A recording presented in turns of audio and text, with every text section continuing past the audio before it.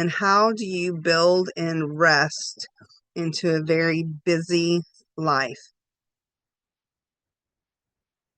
How do you build in rest when you have too many things to do and you can't get them done? How do you build in rest when you have a business and a family and all the things that have to be done, right?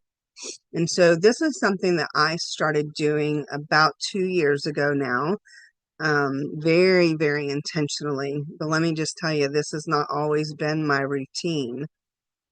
When I first started my admin company 6 years ago, I remember working all the time, weekends, evenings, late night. Like I remember being on a Zoom call with one of my clients, figuring out some stuff at 11 p.m. one night. And so what I'm about to tell you has not always been the case. But this is what I do now.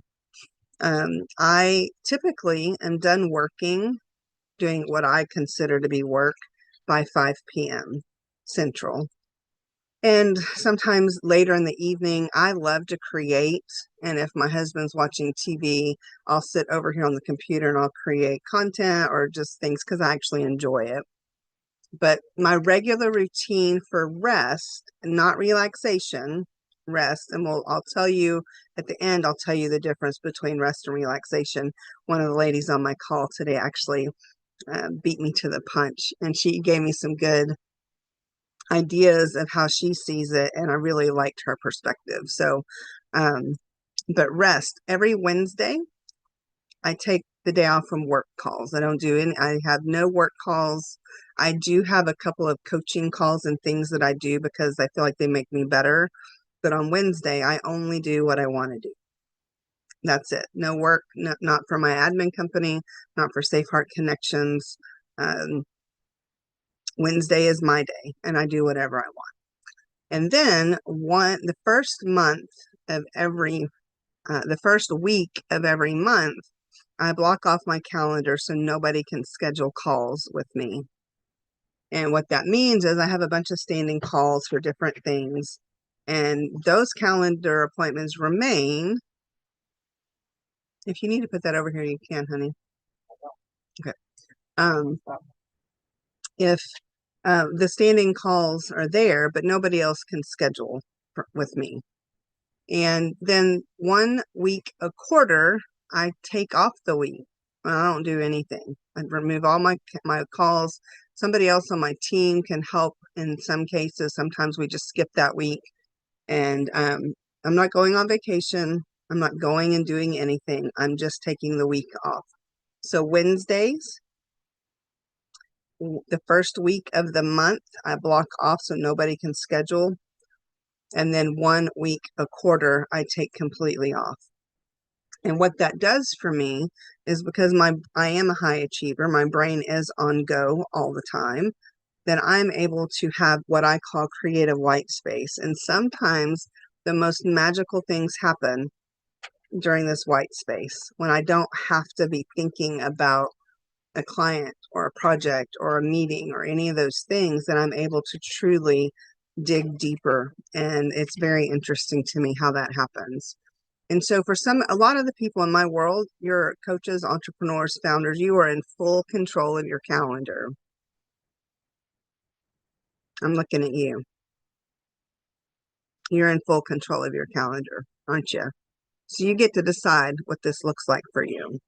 For those of you that work for someone else, maybe you can't do the Wednesday thing, but maybe on Saturday or Sunday, you very specifically, intentionally take time for you.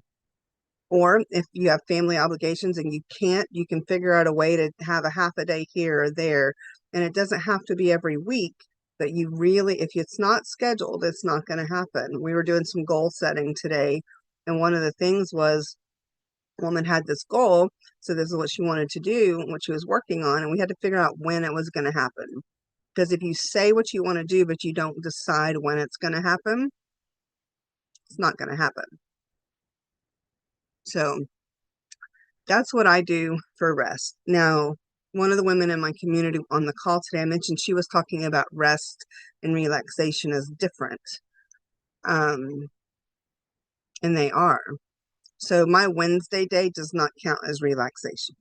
It counts as rest because I'm resting my brain from certain things. But when I'm doing a relaxation thing, I'm truly disconnected. I'm not looking at my emails. When I do that, I'll typically remove all my work stuff from my phone to where I cannot even access it because I will go look. So I have to remove it from my phone. And so making sure you build in times of relaxation as well is really important. But I really believe if you don't do the rest part first, you're not going to take the time for the relaxation. So there's an order of operations here. Maybe you can't do it every week, every month, every quarter, any of that kind of stuff. But what you can do is pick one time and start to add it into your routine and then continue to add in a little bit more and a little bit more. Because if I can do this, you can do this. And so if you have any questions about rest or relaxation or how to live in overflow, which is the real goal, live in overflow to create a life you love, one choice at a time, and be able to grow your business at the same